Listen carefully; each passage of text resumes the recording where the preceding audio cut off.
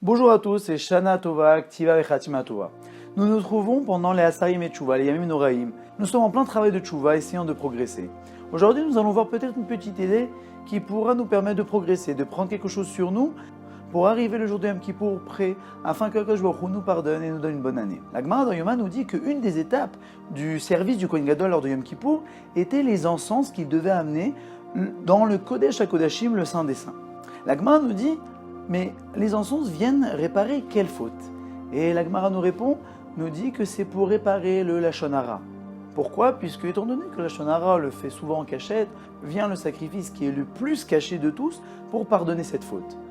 Une autre explication est que, étant donné que les encens sont quelque chose de spirituel, quelque chose qui n'est pas palpable, mais fait énormément plaisir à Akadosh Baruch Hu, ça vient réparer la faute du Lachon Hara, qui aussi est une faute qui n'est pas palpable, c'est juste une parole en l'air, mais qui a fait beaucoup de dommages. Le Chafetz Chaim nous dit: comment se fait-il que lors de Yom Kippour, nous devons commencer par Sektoret?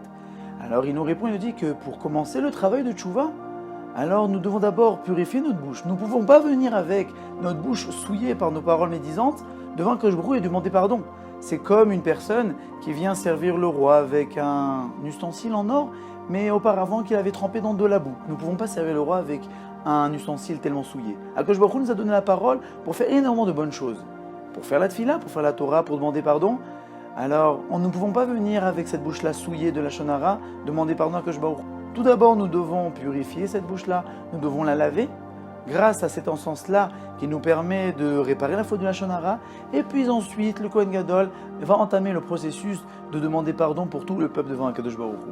Mais de la même manière, pendant ces Asarim et Tchouva, nous demandons pardon à Akadosh Baruch Hu, nous faisons la tfila, nous rajoutons du Limud Torah. Mais si cette bouche-là est souillée, alors c'est dommage. Nos actes n'ont pas autant d'impact qu'ils auraient pu avoir. Alors il y a une chose très simple à faire. Nous savons que souvent nous recherchons des kabbalot, des choses à prendre sur soi pour proposer un programme à Akadosh Baruch Hu que voilà, nous voulons devenir des meilleures personnes. Mais le problème, bâtir de la Lachon Hara est un acte passif. Et c'est très dur de faire tous les jours un acte passif. Si nous ne devons pas faire quelque chose d'actif, alors nous nous oublions. Alors la seule chose que nous pouvons faire pour garder notre bouche d'actif, c'est d'étudier les lois de Shmirat HaLashon, du Chafetz Chaim. Tous les jours, une ou deux halachot. Il y a des shiurim, il y a des livres qui nous permettent de pouvoir étudier ces halachot tous les jours. Ça nous prendra maximum 2 minutes. Mais ces 2 minutes-là seront un repère pour toute la journée pour faire attention à ce qu'on sort de notre bouche. Et grâce à ces 2 minutes-là, nous allons purifier notre bouche, nous allons sanctifier notre bouche, nous allons donner la puissance à notre parole. Nos tfilotes auront beaucoup plus de portée, notre Torah aura beaucoup plus de portée. Et là, nous pouvons arriver à Yom Kippour demander pardon à Akadosh Baruch Hu avec un programme qui nous certifiera une très bonne année.